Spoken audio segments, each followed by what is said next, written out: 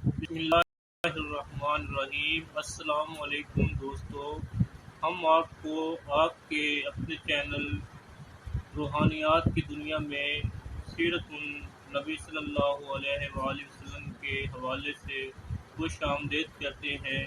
ہمارا آج کا موضوع ہے نبی کریم صلی اللہ علیہ وآلہ وسلم کی رضاعت و پرورش۔ آپ صلی اللہ علیہ وآلہ وسلم کی ولادت بسعادت 571 عیسوی بمطابق 12 ربیع الاول عام الفیل بروز پیر ہوئی۔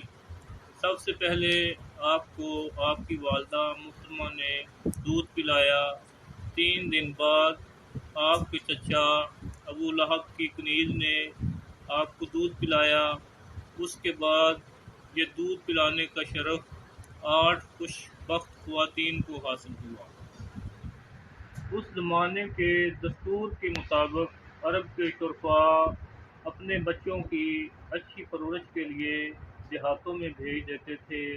دیہاتوں سے خواتین آتی اور سرداران قریش کے بچے لے جاتی، جن کے ذمہ ان کی رضاعت و پرورش کا کام ہوتا۔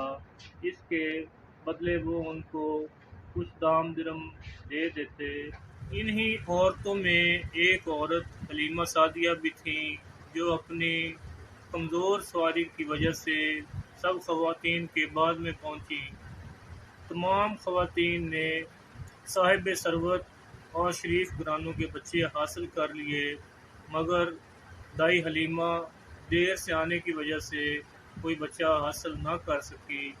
اسی اثناء میں انہیں معلوم ہوا کہ سردار قریش عبد المطلب کے ہاں ایک بچہ ہے، لیکن یتیم ہے، اس کا باپ فوت ہو چکا۔ انہوں نے پھر سوچا کہ دایا کے احسان کا بدلہ چکانے کے لیے باپ کا موجود ہونا ضروری ہے، لیکن پھر اسے خیال آیا چلو کچھ نہ کچھ تو ملے گا۔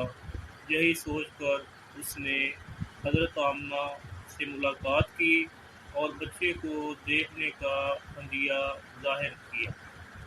حضرت حلیمہ سعدیہ نے جیسے ہی بچے کو دیکھا، وہ آپ صلی اللہ علیہ وآلہ وسلم ایک کپڑے میں لپٹے ہوئے سبز کپڑے پر سو رہے تھے۔ آپ صلی اللہ علیہ وآلہ وسلم کا حسن و جمال دیکھ کر حلیمہ سعدیہ فریفتہ ہو گئیں۔ بے قرار ہو کر آپ صلی اللہ علیہ وآلہ وسلم کو اٹھایا اور اپنی گود میں لے لیا۔ آپ صلی اللہ علیہ وآلہ وسلم نے آنکھیں کھولی، حلیمہ کا چہرہ دیکھا۔ حلیمہ کا دل آپ صلی اللہ علیہ وآلہ وسلم کی محبت سے بھر گیا۔ حلیمہ آپ کی پیشانی چومنے لگی۔ اس سے اگلے واقعات انشاءاللہ اگلی ویڈیو میں آپ ملاحظہ فرمائیں گے۔